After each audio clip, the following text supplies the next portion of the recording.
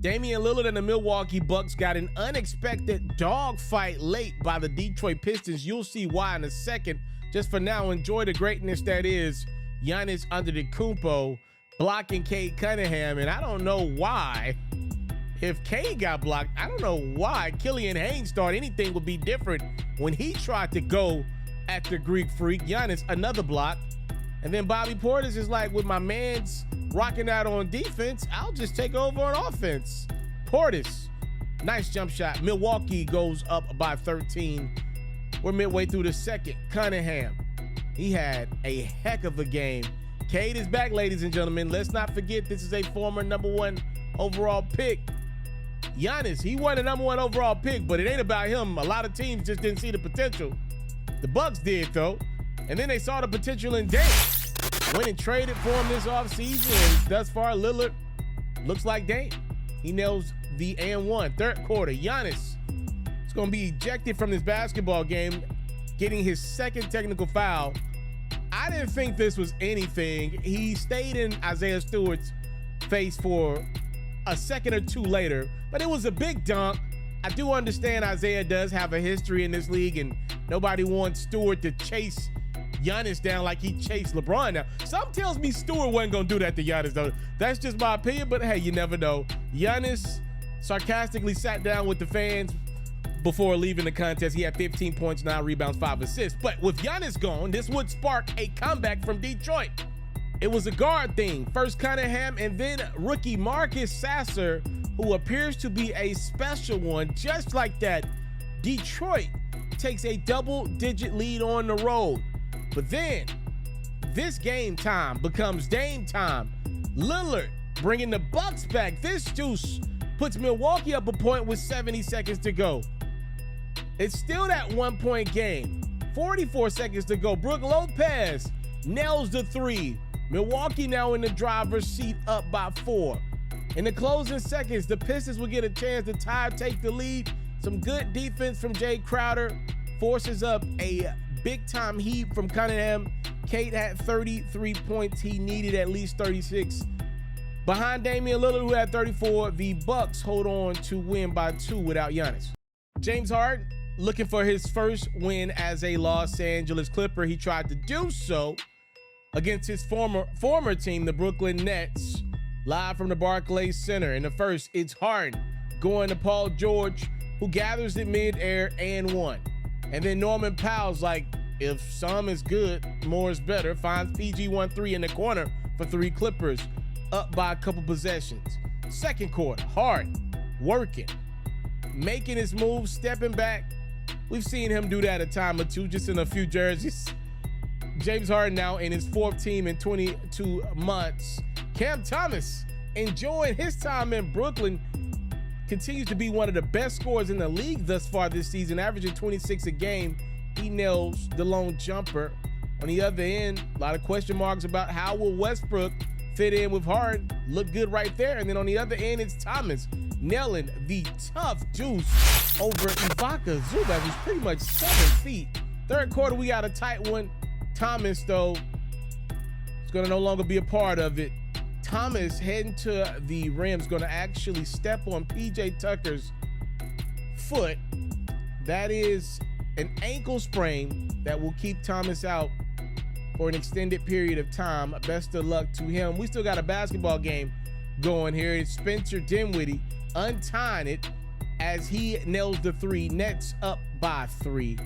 And then Lonnie Walker, the Nets leading scorer in this one. He had 21 points. That floater is good. Brooklyn approaching this game. All hands on deck. Mikal Bridges had 10, probably the biggest 3 of his 10. He nails the 3. Clippers ain't done just yet. Can't forget about the claw. It's Kawhi Leonard making his way into the highlight. It's a 4-point game.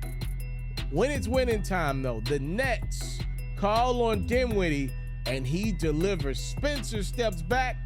What's up with guys nailing shots over Zubac? Like, this dude is a big dude.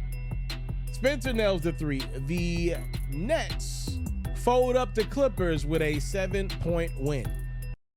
With Zion Williamson out due to personal reasons, CJ McCollum dealing with a collapsed lung, it was up to Brandon Ingram to lead the New Orleans Pelicans in the war against Anthony Edwards and the Minnesota Timberwolves. And let me just go ahead and tell you right now, no one wants smoke with AE. He is killing it.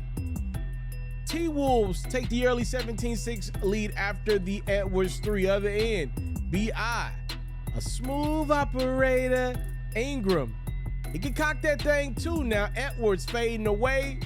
Little boy day tomorrow, catching the Pelicans back up in this one. But Edwards continues to control every aspect of the basketball game for Minnesota. Shake Milton nails the three off the dime from Edwards, and then AE goes up top to Rudy G. Gobert got off to a rocky start last year with his new team, starting to figure it out in year two in Minnesota.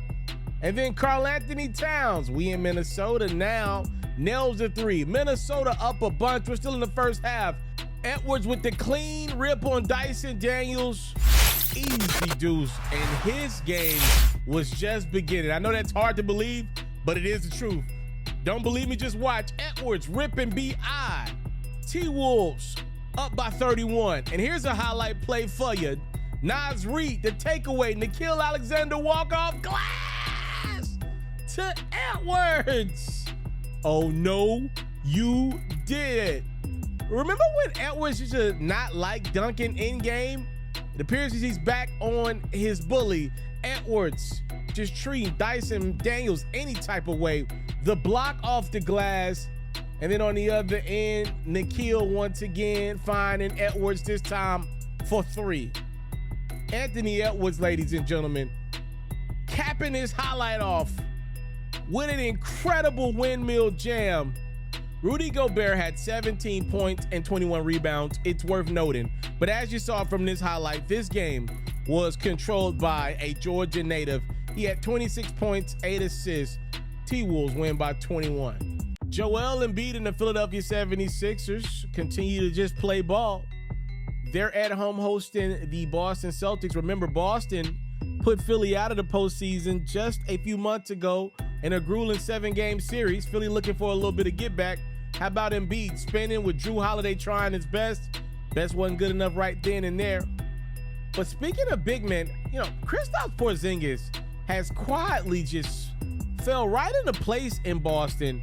This team has yearned for a big man that can score, and games like this show you that Porzingis may be the answer to some of the Celtics' problems in the past. Speaking of answers, the best player to put on a Philadelphia 76ers uniform since Allen Iverson is none other than that dude. Embiid nails the jump shot, and then Embiid finding Tyrese Maxey, who finds the bottom of the net for three, and then right before the half, Maxey just relentless in his approach, barely beating that first half buzzer. It's Philly up by 7, third quarter. At some point, you knew Boston was going to make a run, and here we go. Porzingis, 2 of his 29 points. Holiday looking, finding Horford, and then Tatum nailing the three. Not the greatest game for Tatum nor Brown, but because they got so many new weapons, they're still hanging around down a point. Embiid had a really good game. Pretty much every game for the big fella has been good. He can't afford to have bad games anymore. Joel nails the three. Maxey gave his MVP some much needed support in this one. How about Tyrese floating it? And then Tyrese open, so why not? A 25.9 rebound, 5 assist game for Tyrese. The Sixers are up 6 with a minute to go. Boston, they not tied yet. No. Could this be a repeat of what happened last Eastern Conference second round? Tatum with the score. Embiid's gonna answer. 27 points, 10 rebounds for Joel. I mentioned Tatum and Brown struggles. Jaylen Brown gonna get a look here.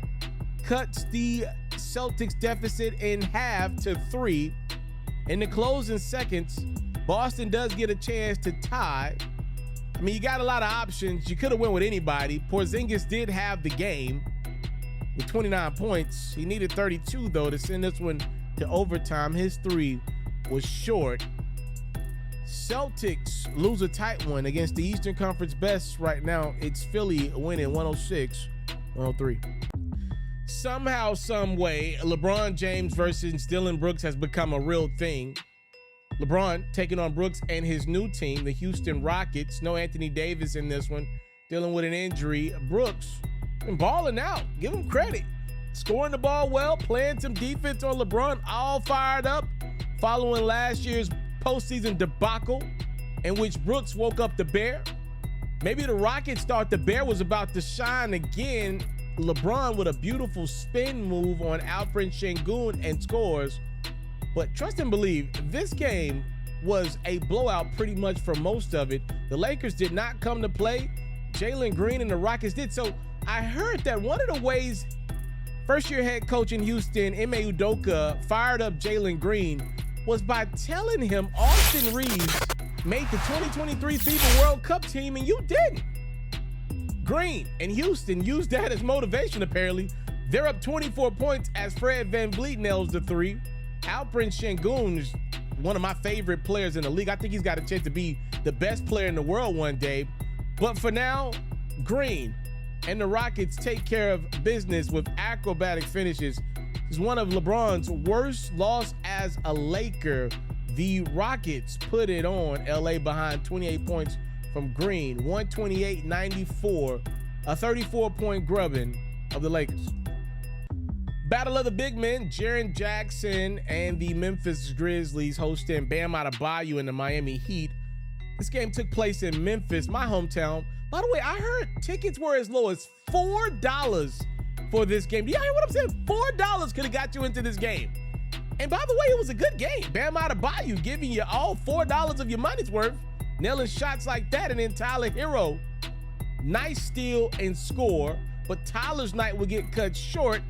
He steps on Jaren Jackson's foot, and just like that, Hero works so hard to get back after missing pretty much all of Miami's postseason run last year. After breaking his hand, he now will miss time after spraining his ankle. Second quarter, Kenny Lofton Jr., Lil Boy Day tomorrow, he throws it down. And then Desmond Bane, his hot start to this year continues. He nails the three. Memphis hanging around, but Miami throwing it down. Jimmy B, can't forget about him. You know he's not a regular season guy, so anything he gives you right now, you take it. Third quarter, Jackson, he's being forced to be a regular season guy. His team needs him right now. Memphis not off to the greatest of starts. Jackson doing all he can. Look at Triple J out-hustle Miami in the third to cut the Grizzlies deficit down to 2. And then Jackson, again, relentless in his approach. 28 points for Jaren. He did his part. Could Memphis help him out and get the dub? Bam Adebayo's answer to that question is no. How about Bam going for 30? Kyle Lowry's best game in quite some time. He goes 17, 11, and 9, missed a triple-double by that much. Couple it up with the fact that Bam Adebayo matched Jaren point for point and then some. Miami running away from Memphis once again. The Grizzlies would do a decent job of cutting this one close in the closing seconds after the Adama three. But how about the response from Hawkes? He nails the corner three of his own, and it's Miami picking up the road win over Memphis, 108-102. The difference was more expensive than tickets to this game.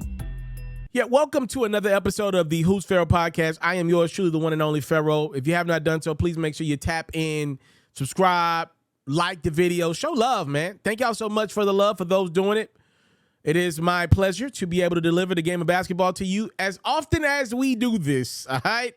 I kind of wanted to talk about every game that we showed highlights to in this episode, but I kind of want to do it backwards, all right? So we'll start at the last game, a part of this episode, which was the Miami Heat and Memphis.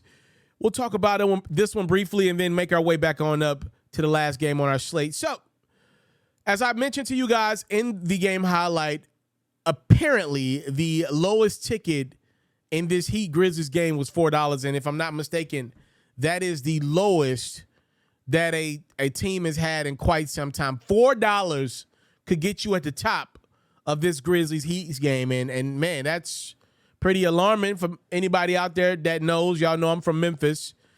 So I have invested interest in the Grizzlies franchise. If I'm being honest with y'all, I mean, I got family that has businesses, that got businesses downtown. I got friends that got property downtown.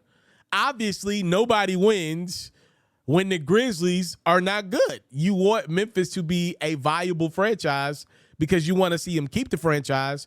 When you start hearing things like tickets are $4, that's not good. And everybody's going to go to Ja Morant being out of the lineup. And yes, you're right. It's because Ja's not in the lineup. But some of the people out there that's like, yo, it's only because Ja's not in the lineup. Y'all were the same people saying, yo, Ja Morant, him and his suspension, him getting caught with the Grizzlies on IG Live, it ain't a big deal. Well, now I'm telling you, you're wrong about that part. It was a big deal because no matter if you believe Ja should have been suspended or not, the reality is he was. And without Ja in the Memphis Grizzlies lineup, keep in mind, I got the Grizzlies in the Western Conference Finals this year. Obviously, I look awful thus far through 10 games with my prediction, but I did pick Memphis to get to the conference finals, right? Like, I want Memphis to do great for so many different reasons. Number one, I want my family, my friends to do great. Number two, I want my prediction to be right. Like, I did not expect Memphis to be this bad. I knew they would have their struggles. My prediction was like 16-9, 17-8 without Ja. They've already lost that many games now. They only got one win. They've been awful. What I think is the Grizzlies franchise took for granted Tyrus Jones. That's what my belief is, because if you look at the Grizzlies over the last few years, they've been good without Ja. Ja gets hurt once a year. It's not about Ja getting hurt. It's about, number one, the Grizzlies don't have the point guard play to manage a game like Tyrus was. I think they thought Marcus Smart, being the incredible basketball player that he is, was just going to come in and run the show like Tyrus did. And I think the Grizzlies as an organization took him for granted. And number two, I do believe maybe, just maybe, some of Ja Morant's antics starting to weigh on this young team. They're still young. Steven Adams is gone. He's probably one of the veteran leaders in the locker room. They're a very young team, very, very young team. And also, not to mention, a couple guys on this team has already gotten paid. They already got their big payday. So you can see how maybe the fatigue is starting to set in and how you get to this one and some odd star. It's bad right now in Memphis, and I am definitely concerned. And for anybody out there that says, yo, Ja Morant and whatever he's doing ain't that big of a deal, well, you see that that's wrong right there. Whatever it is, he got suspended for it, and his franchise is paying for it to the tune of $4 tickets. I don't care what business you're running, you don't want it to be selling for $4. You can't go to McDonald's right now. You go to McDonald's right now and get a number one meal, you paying more than $4 in this climate. You can't get a bag of chicken right now. It ain't even $4 a pound right now. And so, like, you can't go nowhere and spend $4. Matter of fact, I don't even know how they able to charge the service fees the way they want to on their website. Matter of fact, you probably pay like $30 in service fees on a $4 ticket. That don't even sound right. You probably pay what? What's that, like 800% more on service fees than you would the ticket? That's crazy. That just shows you, number one, how great Ja is. Number two, how important Ja is.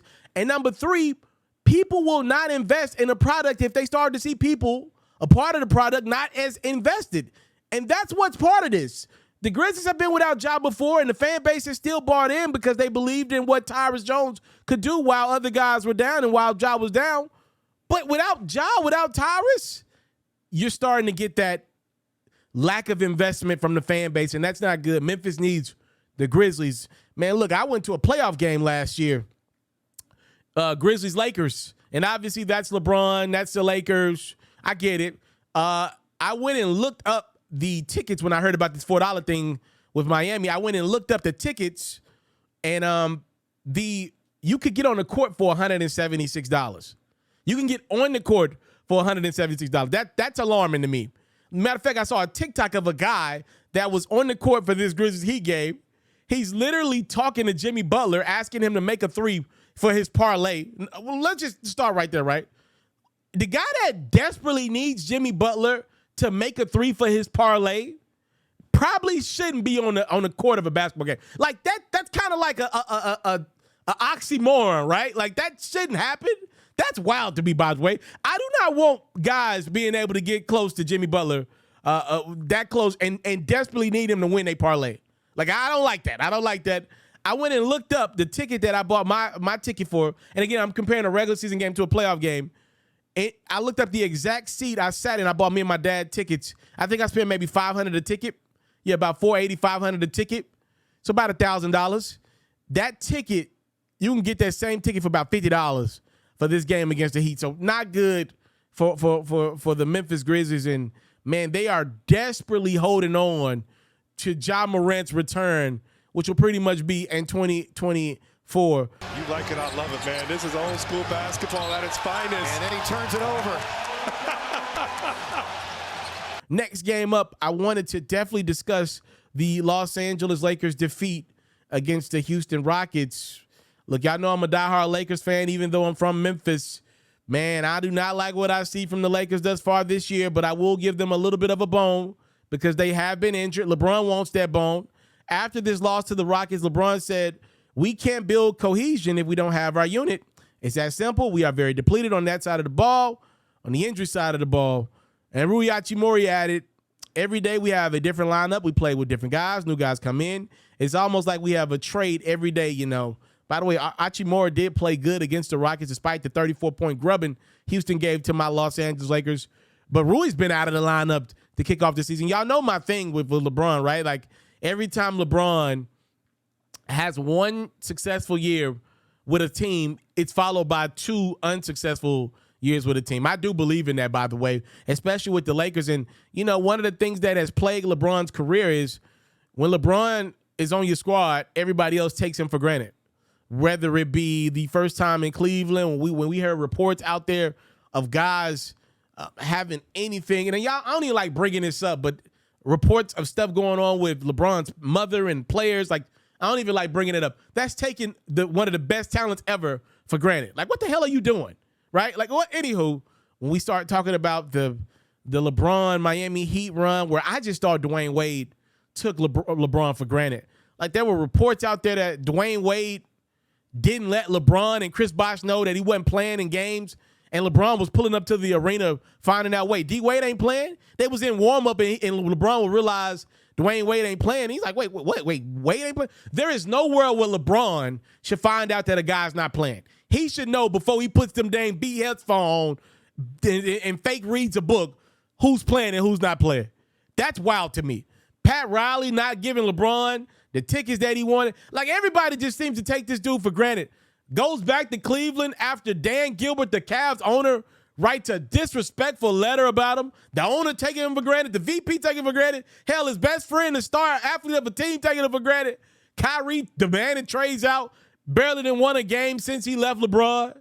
Kevin Love said his mental health's all jacked up playing with LeBron. And Kevin Love ain't won nothing since he stopped playing with LeBron. Like, it's just ridiculous, the amount. And no disrespect to Kevin Love's mental health, but y'all get what I'm saying.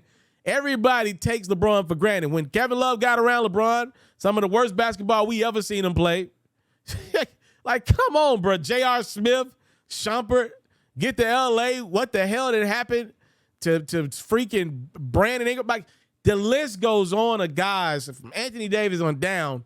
When they get around LeBron, they play the worst. And I don't know if it's intimidation by LeBron's greatness, his stature. I don't know if LeBron just doesn't have that it factor like a Kobe or Mike did with motivating guys to work as hard as he did or he does. I don't know. But Lakers off to a rough start thus far this year. We shall see where I got them on my new power rankings that I am dropping really, really soon. I'm just being honest with you guys. It doesn't look good for my Lakers so far. Finally gets it way out near the three-point line. 5 to shoot. Embiid spins away from Tatum and hits the fadeaway. Man, it's crazy that once you get rid of James Harden, you realize the Philadelphia 76ers are probably just as good, if not better, than they were with James Harden. And I thought James Harden had a phenomenal year last year, but let's be clear, he was a beneficiary of the Joel Embiid system. And I know James said he doesn't believe he is a part of a system. He's not a system player. He said he is the system. Well, I'm looking at James right now, a part of the Clippers, and he don't look like the damn system. Whatever the hell they got going over there, that crap looks broken. And I'm looking at the Philadelphia 76ers working the Joel Embiid system, and they look damn good with just one all-star guy on their roster. Shout out Tyrese Maxey. He's having a phenomenal start. I'm not so sure if he'll be an all-star. For now, it's Joel Embiid and everybody else chip in, possession out. With Nick Nurse coaching, which I do believe you want Nick Nurse coaching this squad, instead of Doc Rivers. Doc's the guy that you want when you got stars. Y'all got to give credit where credit is due. The Philadelphia 76ers are the best team in the Eastern Conference thus far this very young year, and it's in large part due to the fact that James Harden probably a little overrated. If I'm looking at what's going on through Clipperland so far and what's going right in Philadelphia, man, James just looked like he was the beneficiary of playing with the MVP and maybe took Joel Embiid's greatness for granted. Shout out to Philly taking care of business thus far this year, even without James. The people here, they're very proud people. They're very smart basketball fans. Oh, highlight, ladies and gentlemen. Are you kidding me? Off glass to Ant. Anthony Edwards led the Minnesota Timberwolves to a huge win over the New Orleans Pelicans. And look, I don't want to just dwell in this because I am pro nothing comes before your baby, right? And I'm a person that's career first, and I give way too much time to my career and not enough to my marriage. A lot of people believe, from a time standpoint, and my wife always complains about my time. I'm trying my best, y'all, but I love my career. I do love my career. One thing you will never see me straddle the fence with is childbirth, right? Like, if you give all to your career, the least you could do is be there for the birth of your child. And the reports are surfacing that Zion Williamson, who didn't play in that Pelicans T-Wolves game, was away to be a part of the birth of his child. And if that is the truth, congratulations to Zion, the young lady that we've seen a lot of back and forth with, or mostly just her going on social media and talking about Zion disrespectfully. She appears to have calmed down. Shout out to her. Congrats on if they had their little bundle of joy. Best of luck to them. But Zion don't need none of that right now. Again, Zion don't need no distractions. And I think a game like this literally defines that. Again, I'm not talking about the man being away because of his child being born, but it's the injuries, right? Like him missing time and the Pelicans getting their asses handed to him by Anthony Edwards. It's a bad look. Not because of his child being born, but it's, again, we need you, and for whatever reason, you're not there. And it's the little boy who cried wolf. If Zion had been healthy most of his career thus far, and he leaves to go be with his child being born, nobody cares. But you can't convince me that some of them Pelicans not in the locker room like, bruh, all right, bruh, you went to go be with your child being born, but you need to hurry your ass back. We got work to do. CJ McCollum then freaking collapsed his damn lung trying to give it his all for us. You didn't miss too much time over the years. All right? Don't you see guys like Anthony Edwards have already surpassed you? And they're like, Anthony Edwards is creeping in the top 10 territory right now. So, yes, I am pro going and being with your child when they have a baby. I don't care where you work. If you got a child being born, that's a moment you literally can't get it back no matter what. I'm with that. Like, obviously, when your baby takes his first steps, it's a big moment. But you can see your baby walk tomorrow. Your child being born, you can never get that moment back. You can never get that moment back. Either you were there or you wouldn't. And I'm pro going and doing that. But being injured is a lot about the athlete. That's what probably bothers me. Like, look, it ain't about the child being born. It's about the access that's been around the career of young Zion Williamson. Boy, Anthony Edwards ain't playing right now. Yo, Anthony Edwards wants next right now. Young Zion, man, y'all better, baby Zion. All right, man. That's all I'm saying about that one. Dinwiddie. Picked up by Zubac. Dinwiddie, he's going to take it. Oh, Spencer Dinwiddie delivers on a corner pop. Where James Harden was in the building to take on his former team. As y'all saw, the Clippers still don't look to have it all the way together, and it's only game 2 with James in Los Angeles. And let me just say this. I am a person that believes this James Harden Clippers experience in the regular season is going to work. I could be wrong. I do believe the Clippers have gotten a crazy pass over the years. To me, they're the most underwhelming team thus far this year because they decided to trade for James Harden the first week into the season, pretty much, the first week or two in the season. instead of making the trade in the offseason, which did nothing but destroyed the chemistry that they were building. And it couldn't have been a lot of chemistry because it doesn't appear that Kawhi talk a lot. Paul George and Terrence Mann say he's one of the funniest guys in the league. I don't believe that. That's what they say. But hey, the only way you can really build chemistry with a guy like Kawhi, to me, is by playing basketball. And he gets hurt more than anybody out there. So it's like, y'all gonna make that trade with that team to start the year off, and Russ was balling?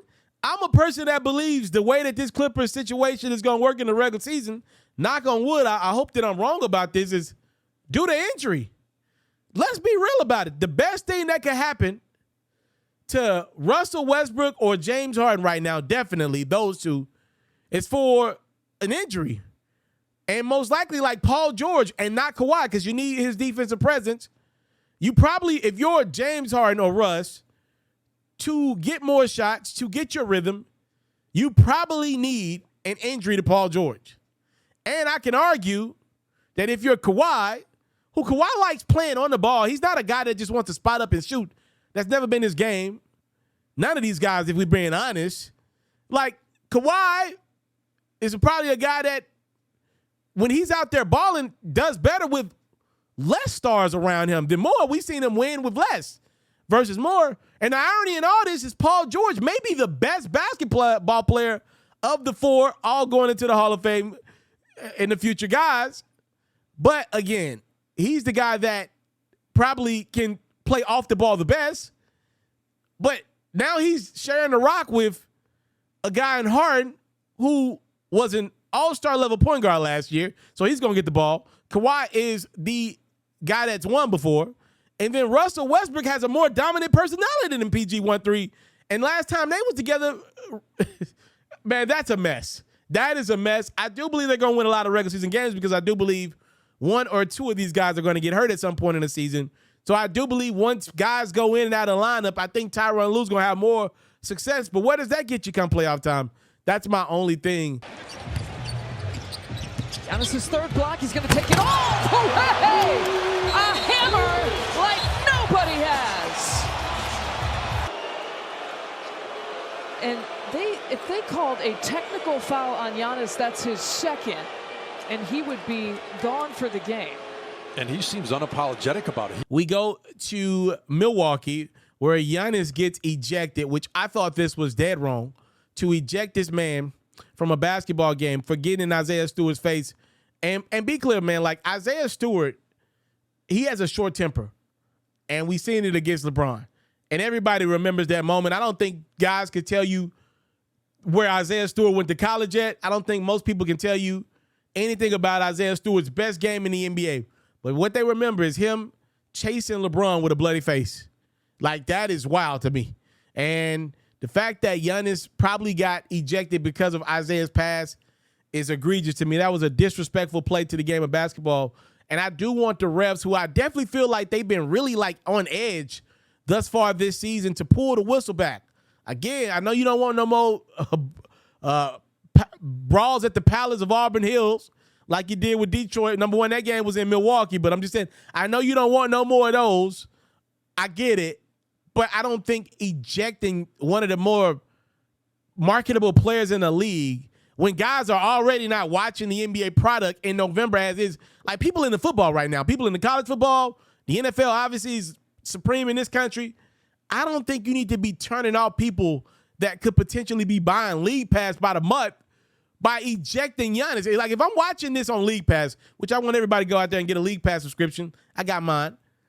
If I'm watching this game and I see Giannis ejected and then the freaking Pistons come back and nearly win it, but Giannis ain't out there, and especially in the era of guys already missing time for BS load management, it's like, oh, man, like we finally got Giannis playing, and y'all gonna kick him out of the game over a BS technical foul? Like, come on, bruh. I think there needs to be new rules for all-stars and superstars and faces of the league. They deserve 3 technical fouls before I eject them. I'm just being honest. Like, bruh, nobody wants to watch a game in Milwaukee as is in November that Giannis ain't playing in and he's healthy. Like, come on, bro. Like, that's ridiculous. And the technical foul that he got was childish. it was petty.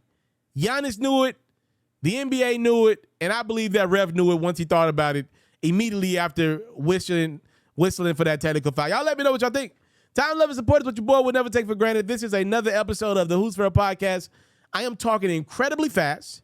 I just went through, at least 6 games worth of highlights. So thank y'all so much. If you stayed to this point, I appreciate you more than you would ever know. The holiday season is coming around. I'm definitely going to be doing giveaways on the channel. So thank you so much for your time, love, and support. It will never be taken for granted. I'm out.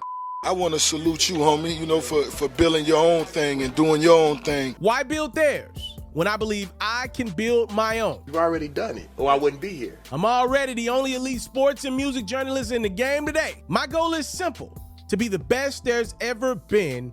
So please don't go. Make sure you subscribe and follow the journey. It truly means everything to me. I tell stories. I talk music. I cover sports. I am culture. I am Ferro.